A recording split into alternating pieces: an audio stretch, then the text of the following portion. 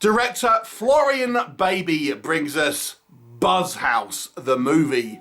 And this is a Romanian slasher movie, which is kind of a horror comedy, clearly influenced by the likes of Scream.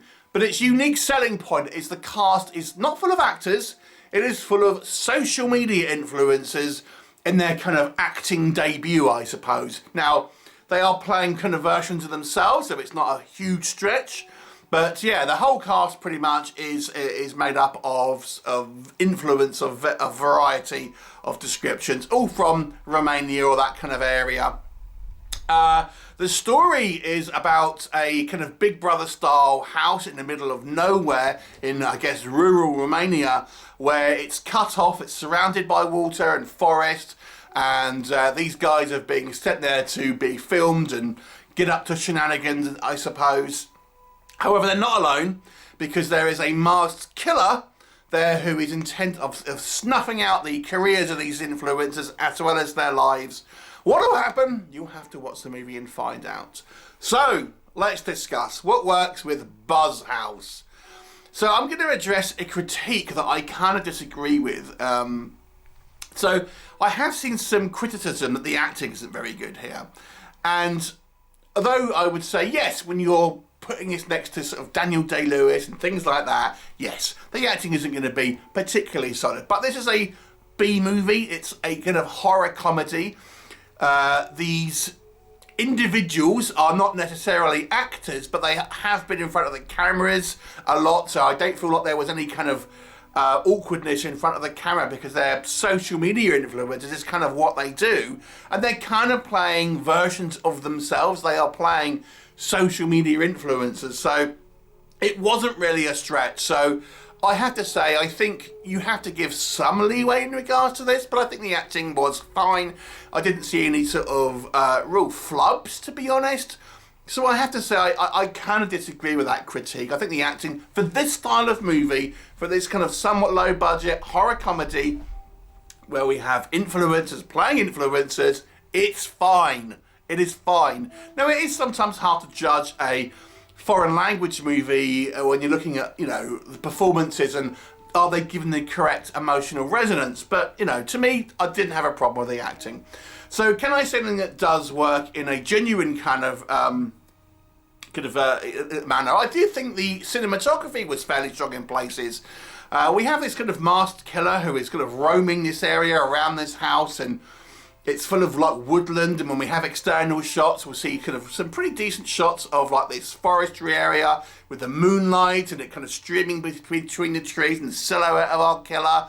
So there's a few kind of quite decent shots where I do feel the movie looks somewhat kind of artistic and you know, and pretty kind of interesting in regards to its lighting and shadows and stuff like that. But even in its more mundane setting, like the house and stuff, I think the movie does demonstrate a level of slickness in regards to its production value. I never really felt this was, you know, a ham-fisted way in the movie was shot. It's shot relatively kind of well and looks kind of polished and all that.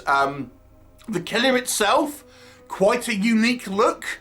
Not exactly practical, I will come on to that, but it's certainly the killer's choice of outfit is very unique. It kind of looks like effectively like a mascot, like you'll see at a sports game.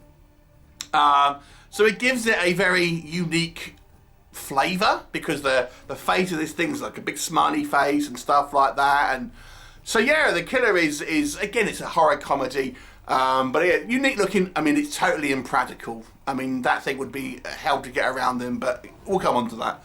But yeah, it kind of looks interesting.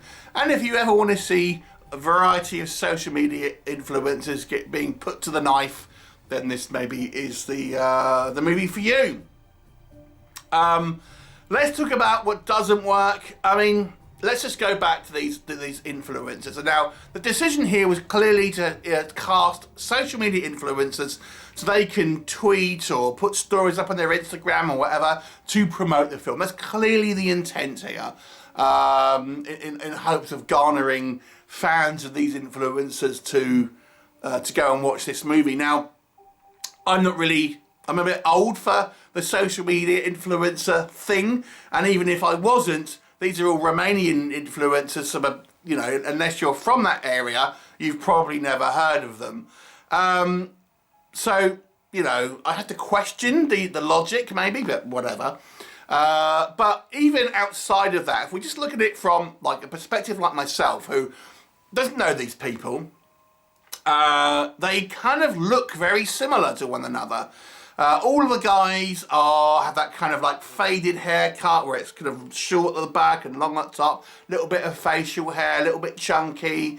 They kind of look all the same, with the exception of one or two of them. And the girls are all the same. They've got long sort of dark hair, loads of makeup. It's unless you are familiar with them, it's actually kind of like a problem when they all kind of blend in with one another and you don't really know who they are exactly, because they kind of look so similar.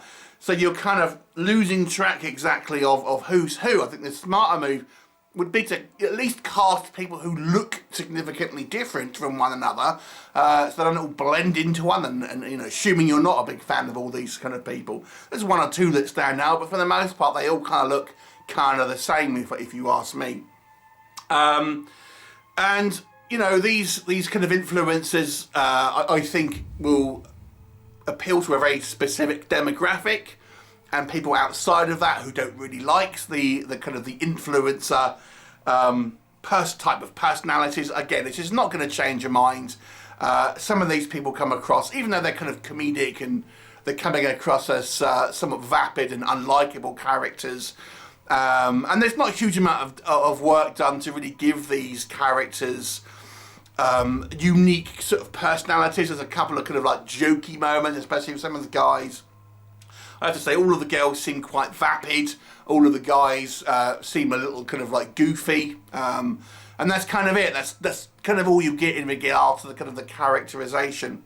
But how does it work as a horror film? I mean, as I said, the actual killer, it's an interesting and unique look in regards to this kind of masked killer, but it's totally impractical. I mean, you've just got to think of how this kind of killer would move around. It's going to be burdened with a huge suit. All you've got to do is turn the mask or grab the kind of like the costume, and it's going to be very easy to kind of outmaneuver someone like this.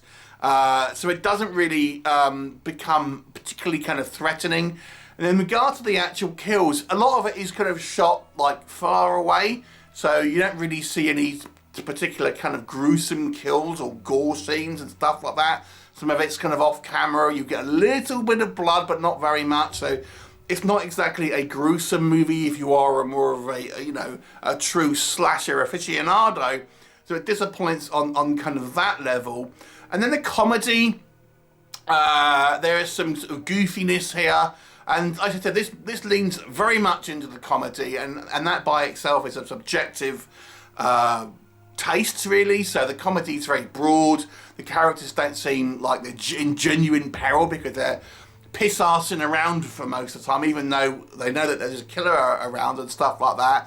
So it just seems silly with kind of no real sort of stakes here. You can work as a horror comedy but still have dramatic elements and still have amusing characters. This one just chooses to have like silly moments and kind of like very broad comedy where it undercuts any type of horror or drama that the movie may have been trying to kind of build at that point. And at the end of the day, it does come across as very much like a kind of clone of Scream or that kind of movie, but with the kind of the added element of these social media influencers, and you know, it's pretty unmemorable, if I'm honest. I suggest maybe this is maybe an interesting experiment to see if casting these type of people would work, but I feel the influence of these influencers is probably relatively small outside of Romania, and even then you know, you've got to be really into them to be able to kind of get into this sort of story, because I don't think the actual movie itself is particularly strong around that. I'm going to give this one a 3 out of 10. Have you seen it? What did you think? And please leave me a comment, and I shall look forward to seeing you next time. Bye for now.